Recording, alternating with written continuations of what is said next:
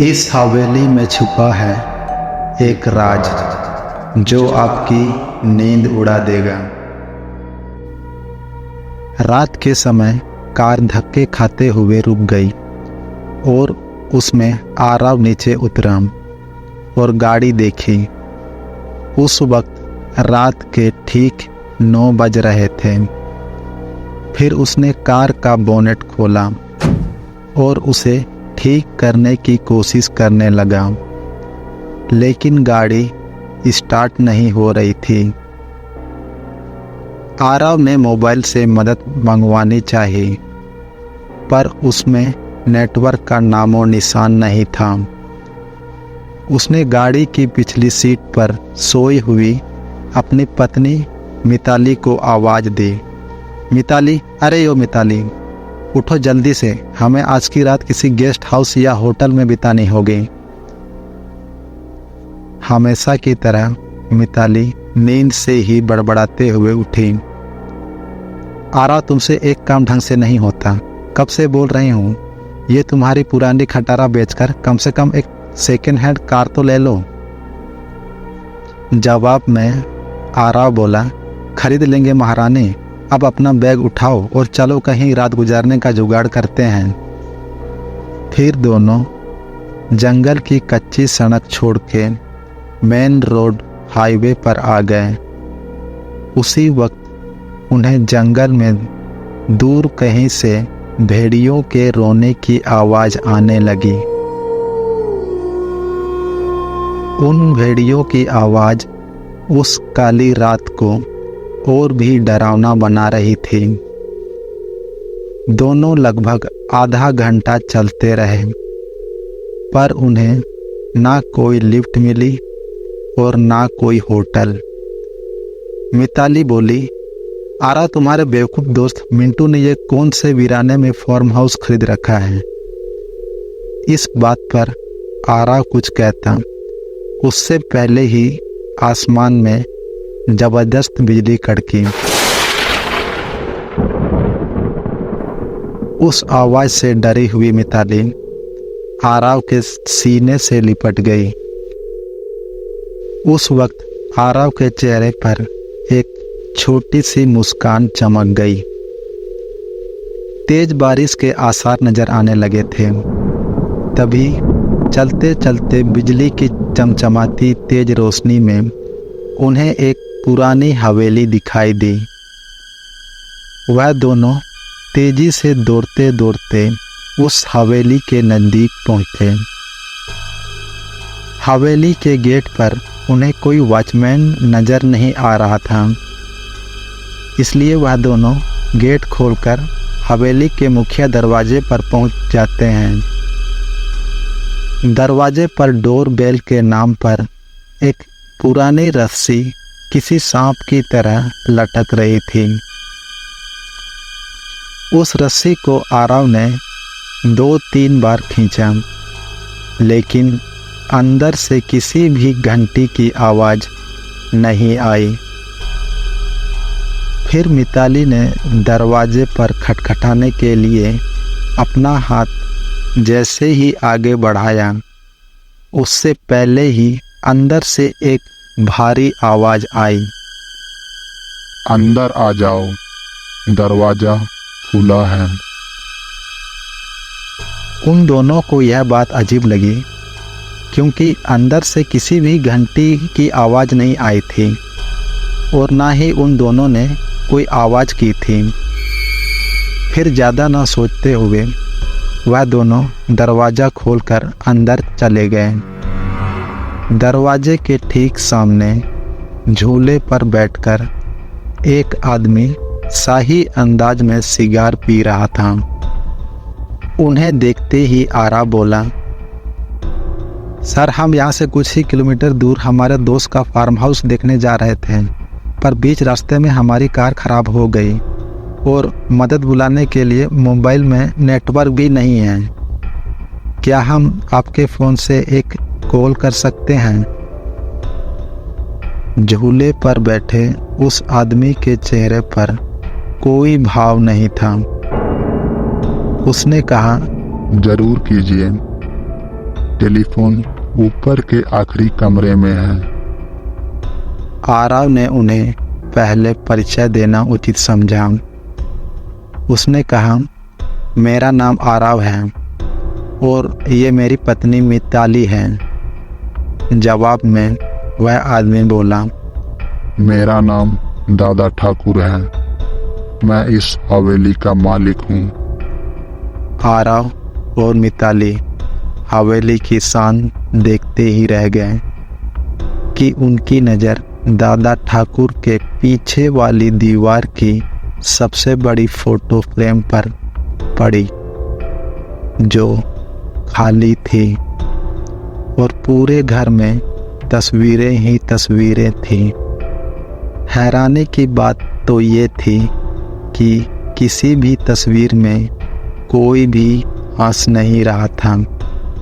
सभी तस्वीरें बिल्कुल भी भावनाहीन थी। फिर आरव और मिताली दोनों ऊपरी मंजिल पर गए और आखिरी कमरे में जाकर लैंडलाइन से अपने दोस्त मिंटू को फ़ोन करने लगे। बहुत बार कोशिश करने पर भी फ़ोन नहीं लगा। तभी मिताली की नज़र उस दीवार पर पड़ी।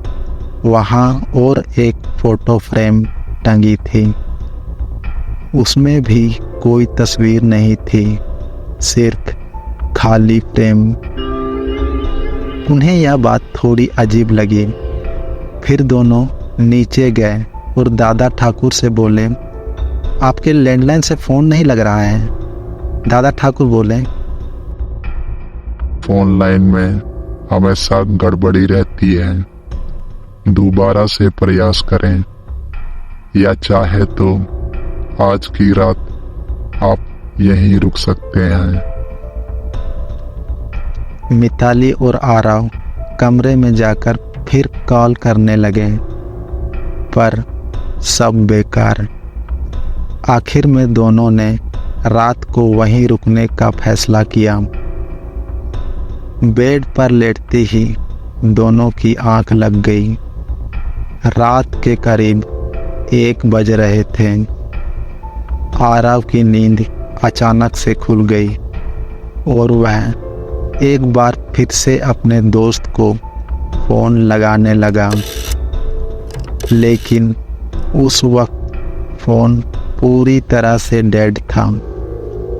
हाथ से फ़ोन नीचे रखते हुए आरव की नज़र दीवार पर गई और सामने का नज़ारा देखकर उसके चेहरे पर से जैसे हवाइयाँ उड़ गई, क्योंकि कुछ घंटे पहले देखी हुई खाली फ्रेम में अब उन दोनों की तस्वीर थी और उसके नीचे लिखा था उनके मौत की तारीख।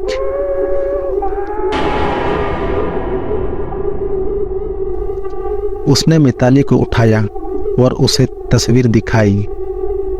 वह बोली, यहाँ कुछ तो गड़बड़ है आरव, हमें अभी के अभी यहाँ से बाहर निकलना पड़ेगा। फिर दोनों ने वहाँ से सरपट दौड़ लगाई और सीढ़ियों से वह दोनों तेजी से नीचे उतरने लगे, पर उतरते वक्त सीढ़ियों पर उन्हें 4 पैरों की जगह 6 पैरों की आवाज़ आने लगी। अब वह दोनों काफ़ी डर चुके थे। कुछ भी करके उन्हें बस दरवाज़ा खोल के बाहर भागना था। पर दरवाजे के पास पहुंचने के बाद जब दोनों ने उसे खोलने की कोशिश की, पर उनकी कोशिश नाकाम रही, क्योंकि दरवाज़ा किसी ने बाहर से बंद कर दिया था और अब वह दोनों उसी भूतहा हवेली में कैद हो चुके थे। आरव और मिताली दरवाज़ा बुरी तरह पीटने लगे, मदद के लिए चिल्लाते रहे। उसी वक्त बदकिस्मती से बिजली भी चली गई और मौत ने अंधेरी की चादर से सब कुछ ढक लिया और चारों तरफ शमशान का सन्नाटा फैल गया। मिताली अपने कांपते हाथों से मोबाइल टॉर्च चालू करने लगी।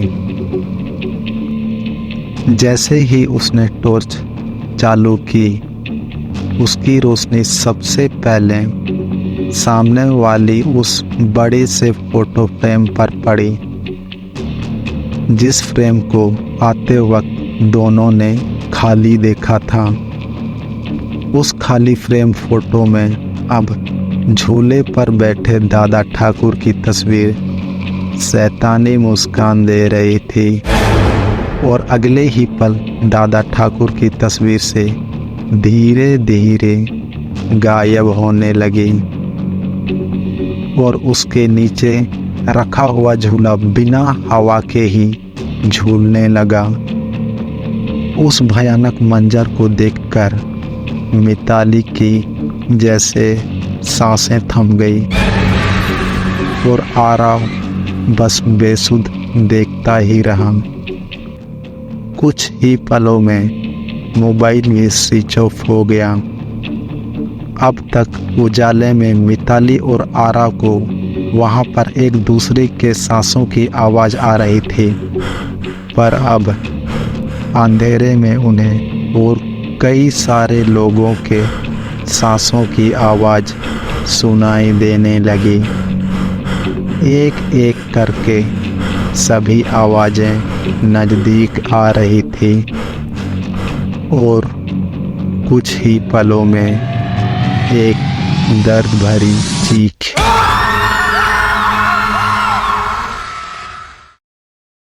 अगली बार आप सिगार पीते किसी दादा ठाकुर से बात मत करना, क्या पता ये उसका स्मोकिंग टाइम हो।